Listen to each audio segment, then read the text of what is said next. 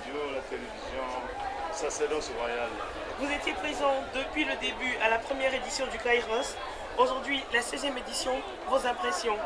Alors si j'essaie effectivement de regarder dans le rétroviseur de sensibilité spirituelle Kairos, je vois que Dieu nous a fait grâce.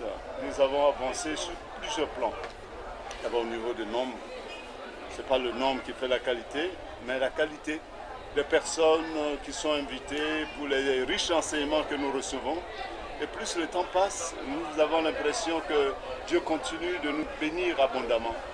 Alors, si j'ai à mettre le positif et le négatif sur un plateau de ballon, je crois qu'il y a beaucoup plus de positif pour la gloire de Dieu.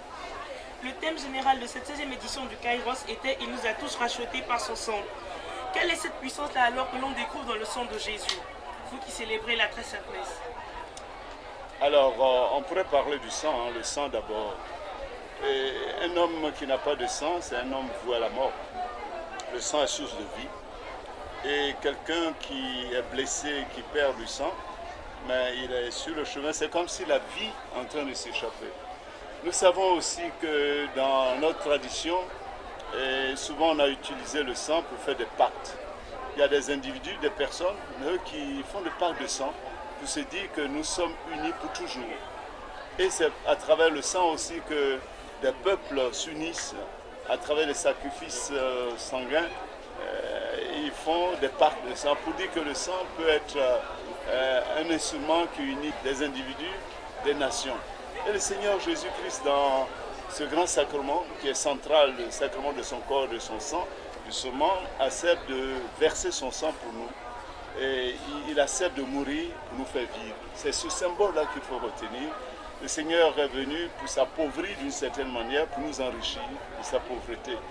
Et ce n'est pas un jeu de mots, c'est une histoire vraie. Le Seigneur est vraiment venu, il est passé en faisant le bien, il a accepté de souffrir, de mourir, de verser son sang pour nous. Lui-même l'a dit, il n'y a pas de plus grand amour que de donner sa vie pour ceux qu'on aime. Il a dit, il a réalisé. Je crois que je ne peux que lui rendre grâce et qu'il nous aide à toujours bien célébrer dans la foi ce grand sacrement de son corps et de son sang.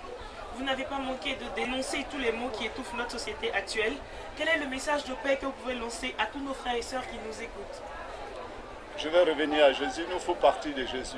Parce que la vraie paix, c'est Dieu seul qui nous la donne. Sans Dieu, nous ne pouvons rien, nous le disons très bien. Si le Seigneur ne bâtit la maison, en vain travaille la maçon. Et le Seigneur Jésus-Christ est mort sur la croix pour nous sauver. La croix, c'est vraiment le lieu de la réconciliation parfaite. Parce que la croix nous permet de vivre unis d'abord à Dieu sur le plan vertical. Et le Seigneur Jésus, quand il nous dit qu'il est le chemin, la vérité, la vie, ce n'est pas des mots en l'air.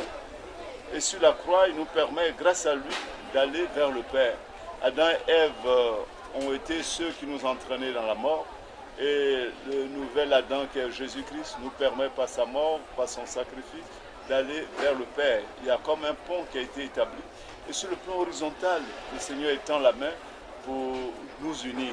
Pour vous dire que le Seigneur Jésus est celui qui est venu par son sang briser toutes les barrières entre les hommes pour dresser un pont de vie entre nous.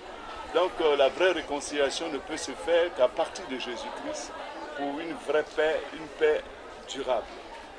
Merci infiniment, révérend Père Éric Norbert Abécan. Amis auditeurs de Sacerdoce Royal, vous l'avez constaté, nous recevions à l'instant le Père Éric Norbert Abécan en cette 16e édition du Kairos. Restez connectés sur les 3 W pour Sacerdoce Royal et que Dieu vous bénisse.